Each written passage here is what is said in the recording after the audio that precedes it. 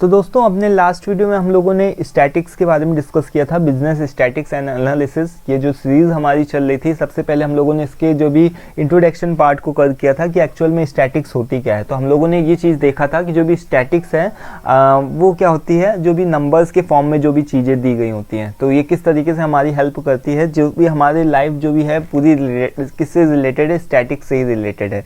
ठीक है, मतलब कि बिना नंबर्स के हमारे जीवन चलने वाला नहीं है, हमारा काम कोई भी चलने वाला नहीं। ठीक है, क्योंकि हमारी जो भी डेट ऑफ बर्थ होती है और फ़ोन नंबर इवन हो गया, ठीक है, कोई भी चीज़ हो गया, ये सारे नंबर्स के ही फॉर्म में होते हैं। और स्टैटिक्स कुछ ऐसा होता है जो कि नंबर से ही रिलेटेड होता है, बट इसमें हम लोग थोड़ा साइंटिफिक और मैथमेटिकल वे में अगर इसको हम लोग देखें तो जो भी ये स्टैटिक्स होती है वो एक तरीके से मैथ्स की ब्रांच होती है, मैथमेटिक्स की ब्रांच होती है, और इसको साइंस से भी रिलेट कर सकते हैं, साइंस और आर्ट से भी रिलेट कर सकते हैं, क्योंकि इसमें हम लोग एनालिसिस करते हैं। और जहाँ पर एनालिसिस की बात आती है वहाँ पर हम लोग साइंस को देखते हैं कि मतलब जहाँ पर दिमाग लगाने की बात आती है वहाँ पर साइंटिफिक चीज़ हो ही जाती है। ठीक है, तो केवल नंबर्स को जोड़ना घटाना नहीं, उसके आगे का फोरकास्ट भी करना। फोरकास्ट का मतलब कि पता करना कि कितनी चीज़ों की हमको और आगे ज़रूरत पड़ सकती है। जैसे हम लोगों ने बताया था ना, कुछ पीछे के एग्जाम्पल्स में लिया था कि कोई भी शॉपकीपर है, अगर उसको उसका जो भी सेल है वो अगर एक दिन में 10 चीज़ों को बेच रहा है, ठीक है, तो वो उसी अकॉर्डिंग आगे का जो भी ऑर्डर देना होगा उसको देगा।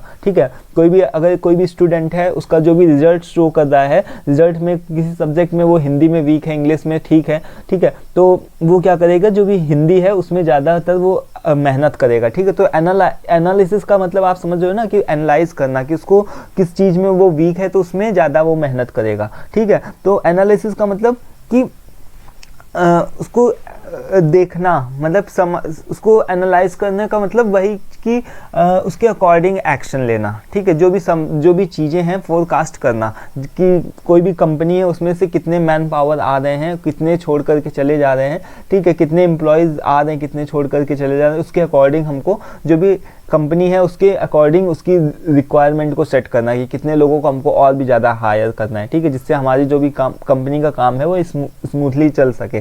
ठीक है, तो ये सारी चीज़ें हम लोगों ने बिजनेस स्टैटिक्स और एनालिसिस में देखा था कि ये सारी इसका क्या मतलब है, एक तरीके का इंट्रोडक्शन को पार्ट को कर किया था। और आज की इस वीडियो में हम लोग देखिए दोस्तों, the nature of a statics study, इसको हम लोग थोड़ा सा देख लेते हैं। ठीक है, जो भी इसका PDF है, जो भी यहाँ पर जो भी स्लाइड्स वगैरह आप देख रहे हो, इसका PDF डिस्क्रिप्शन बॉक्स में मिल जाएगा। ठीक है, सो यहाँ पर जो हमारा फर्स्ट नंबर पे पॉइंट है, नेचर क्या है स्टैटिक्स का, नेचर क्या है। जैसे हम लोगों ने लास्ट वीडियो में पढ़ा था ना कि जो भी स्टैटिक्स है वो मैथमेटिक्स की ब्रांच होती है, जिसमें से हम लोग क्या करते हैं, कलेक्टिंग डेटा को कलेक्ट करते हैं, organising, summarising, presenting and analysing data as well. ठीक है, और ड्राइंग इसको इस वजह से बोलते हैं क्योंकि ये ग्राफ्स के फॉर्म में और जो भी चार्ट्स के फॉर्म में भी दिखाया जाता है। ठीक है, बहुत सारा ऐसा भी डेटा जो होता है वो हमको बार्स होते हैं, जो ग्राफ होते हैं वही हमको बता देते हैं। जैसे मैंने एक आपको एग्जांपल दिया था, जो भी गोल्ड का रेट होता है वो दिन हर रोज़ ऊपर नीचे होता है, किसी दिन 50 में है, दूसरे दिन 51 में होगा, फिर 59 में आ जाएगा। ठीक है, मतलब 49 में आ जाएगा। तो इस तरीके से जो भी उसका ग्राफ होता है कुछ ऊपर नीचे इस तरीके से चला करता है। ठीक है, तो जो भी ग्राफ होता है उसको हमको शो कर देता है कि कब हमको गोल्ड को खरीद लेना चाहिए, कब हमको उसको सेल करना चाहिए। तो ये सारी चीज़ें हम अपने अकॉर्डिंग उसको क्या कर सकते हैं, डिसीजन मेकिंग। ये जो पूरा मतलब कि जो भी स्टैटिक्स है वो हमको यही चीज़ सिखाती है कि हमको डिसीजन मेकिंग किस तरीके से करनी है। ठीक है, अब आगे क्या है, आगे के आज की इस वीडियो में है कि the nature of a statics study, मतलब जो भी स्टैटिकल स्टडी है उसका नेचर क्या है। तो यहाँ पर नंबर फर्स्ट पे क्या लिखा हुआ कि फॉर्मुलेशन ऑफ द प्रॉब्लम। ठीक है, सो फॉर्मुलेशन का मतलब आप समझ रहे हो कि फॉर्मुलेशन ऑफ अ प्रॉब्लम, जो भी प्रॉब्लम है उसको क्या करना, एक तरीके से उसको फॉर्मुलेशन करना। फॉर्मूले का क्या मतलब होता है, उसमें कोई भी एक सूत्रीकरण करना। सूत्रीकरण का मतलब कि जब तक हमको प्रॉब्लम नहीं पता होगी तब तक हम उससे रिलेटेड उसका एक्शन नहीं ले पाएंगे। So we should understand the problem as clearly as possible. जो भी प्रॉब्लम चल रही है उसको हमको बहुत ही क्लियर वे में समझना। We should know its scope so that we do not go beyond it. हमको इसका पूरा स्कोप पता होना चाहिए जिससे कि हम उसके दूर बियॉन्ड ना जा सके। मान लो कि हमारे पास में कोई प्रॉब्लम चल रही है, हमारी कंपनी में जो भी है वर्कर्स काम नहीं करना चाह रहे हैं। ठीक है, कोई भी हमारा ऑर्गेनाइजेशन है उसमें वर्कर्स काम नहीं करना चाह रहे हैं कंपनी में, ठीक है, तो एक तरीके की प्रॉब्लम है, ठीक है। अब इस प्रॉब्लम का सॉल्यूशन क्या हो सकता है, उसको उसके स्कोप को देखना, ठीक है, हमको उसकी जो भी प्रॉब्लम है उसको अच्छे से प्रॉब्लम के क्लोज आकर के समझना कि क्यों नहीं काम करना चाह रहे हैं, या तो उनकी सैलरी कम है, या तो वो अपने काम से सेटिस्फाई नहीं है, तो क्या ऐसी कारण है, क्या ऐसी चीज़ है जिसकी वजह से वो काम नहीं करना चाह रहे हैं, जिससे कि जो भी हम we should know its scope, जिससे हमको इसका स्कोप पता चलेगा और हम इससे बियॉन्ड नहीं जाएंगे, कोई ऐसा स्टेप नहीं लेंगे जो कि बहुत इससे अलग हो, कि हम कोई भी ऐसा स्टेप नहीं लेने लगेंगे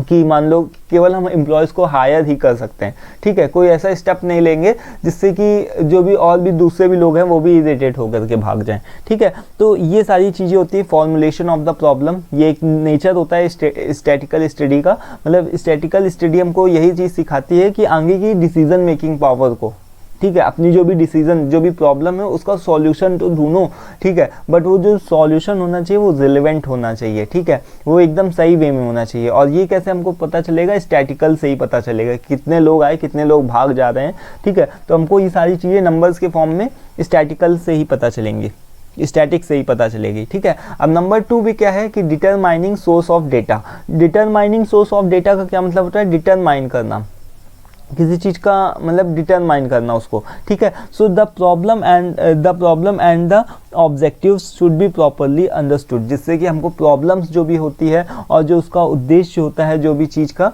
ठीक है, वो अच्छे से हमको समझ लेना चाहिए, जिससे कि it will enable us to know what data are required to conduct the study, ठीक है, कि जिससे हमको पता चलता है कि किस तरीके का डेटा लेना है। अब मान लो कि कोई भी साबुन बनाने की कंपनी है, ठीक है, घड़ी भी बना रही है, निरमा, ठीक है, जो भी साबुन के अलग अलग वैरायटीज़ होते हैं, जिन, सर्फ एक्सेल, ठीक है, तो ये सारे कंपनीज बनाते हो, ठीक है। तो अब हमको मान लो इन लोगों से डेटा कलेक्ट करना है कि कौन कितना ज़्यादा कौन सा ब्रांड का यूज़ कर रहा है, ठीक है, तो हमको घर घर में जाकर के पता करना होगा कि आप कौन सा सोप यूज़ कर रहे हैं, या फिर आप कौन सा वॉशिंग पाउडर को यूज़ कर रहे हैं, तो घर घर में जाकर के हम लोग उसको देखेंगे ना, डिटरमाइन करेंगे, ठीक है। बट अगर ये डिटरमाइनिंग की बात आए कि हम किसी दूसरी कंट्री में जाकर के करें तो वहाँ पॉसिबल नहीं है, क्योंकि वहाँ पर लोग दूसरे वॉशिंग पाउडर्स को यूज़ करते हैं, वहाँ घड़ी और निरमा को तो यूज़ नहीं किया जाता होगा ना। मान लो अमेरिका में जाकर के हम पूछ रहे हैं कि आप घड़ी या निरमा में से कौन सा यूज़ करें, तो मतलब आपको ये चीज़ पता करनी चाहिए कि जो भी आपको किस तरीके के डेटा को और कहाँ के लोगों की रिक्वायरमेंट है, ठीक है, कहाँ के लोग आपको वो डेटा प्रोवाइड कर सकते हैं। वोटिंग के लिए आप जो भी है एक प्रॉपर प्लेस को ही नियुक्त कर सकते हो जहाँ पर से आपको डेटा मिलेगा, ठीक है। आप कहीं पर भी जाकर के वोट नहीं ले सकते, केवल अपनी कंट्री में अपने जो भी आसपास के लोग हैं उन्हीं लोगों से वोट ले सकते हो, ठीक है। तो अब नंबर 3 पे क्या है कि कंडक्टिंग द फील्ड सर्वे, और जो फील्ड सर्वे, अब बात आती है कि एक जो फील्ड सर्वे होती है वो क्या करती है, हमको रॉ डेटा प्रोवाइड करती है, एक कच्चा डेटा प्रोवाइड करती है, ठीक है, जो भी रिस्पॉन्ड उसका देने वाले रिस्पॉन्डेंट से हमको क्या मिलता है फील्ड सर्वे से, कि एक हमको रॉ डेटा मिलता है। जैसे मैंने बोला है ना कि कौन सा